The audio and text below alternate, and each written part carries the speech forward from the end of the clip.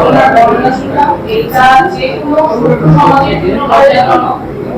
এতগুলো অপরাধ যারা করছে তারা পুলিশ সমাজে ঘুরে বেড়াবে, আর যারা নির্যাতিত তাদেরকে কাঁদতে কাঁদতে বিচার চাইতে হবে। সমাজে এমনটা কোনোভাবেই অ্যাকসেপ্টেবল না।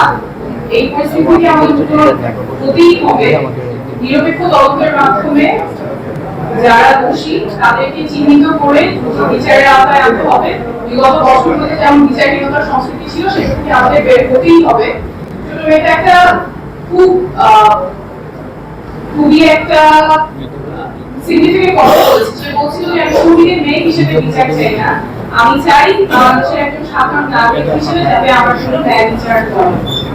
আমাদের মনে রাখতে হবে যে ন্যায় বিচারে যদি দেরি হয় সেটা এক ধরনের অন্যায়ের পক্ষ নেওয়া। আমাদের দায়িত্বশীলদের মনে রাখতে হবে যে ন্যায় বিচার কারোর প্রতি করুণা নয়, ন্যায় বিচার প্রত্যেকটা নাগরিকের মৌলিক অধিকার।